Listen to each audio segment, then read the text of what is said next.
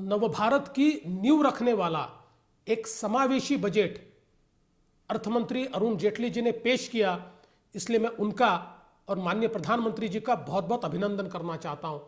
गांव, गरीब, किसान, महिला, दलित, आदिवासी, अल्पसंख्यक, ये सारे वंचित घटकों के लिए एक नई आशा की किरण लेकर और उनके विकास को केंद्र बिंदु मानते हुए यह अर्थसंकल्प तैयार किया गया है।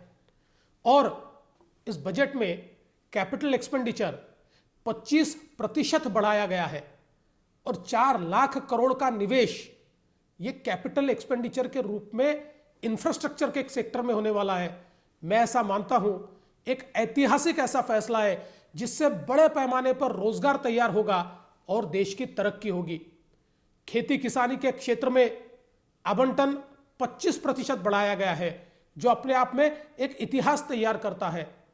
चाहे वो ग्राम विकास हो, चाहे गरीबी निर्मूलन हो, या हमारे दलितों के लिए, आदिवासियों के लिए आवंटन हो, इसमें इतने बड़े पैमाने पर बढ़ोतरी इससे पहले कभी भी देखी नहीं गई है। सबसे महत्वपूर्ण बात यह है कि ये सारी बातें करते हुए जिसको हम फिस्कल डिसिप्लिन कहते हैं, उसका भी ध्यान पूरे तरीके से रखा गया है। युवाओं के ऊपर ज्यादा ध्यान इस बजट ने दिया है और मुद्रा की योजना को दुगनी राशि आवंटित करने का काम यहां पर माननीय अर्थमंत्री जी ने किया है।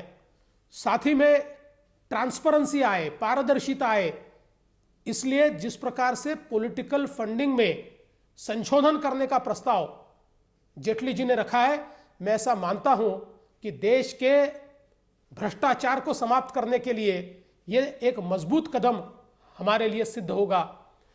जो पर्सनल इनकम टैक्स है उसमें भी जिस प्रकार से 2.5 लाख से 5 लाख तक का इनकम टैक्स देने वालों को 10% से सीधे 5% के ब्रैकेट में लाया गया है, मैं ऐसा मानता हूं बहुत ऐतिहासिक फैसला इसके माध्यम से सरकार ने लिया है।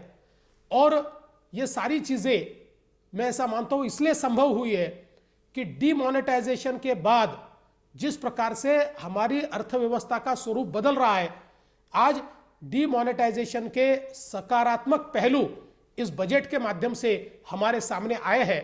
और इसलिए मैं ऐसा मानता हूं एक बहुत ही ऐतिहासिक इस प्रकार का बजट माननीय अर्थमंत्री जी ने हमारे सामने रखा है।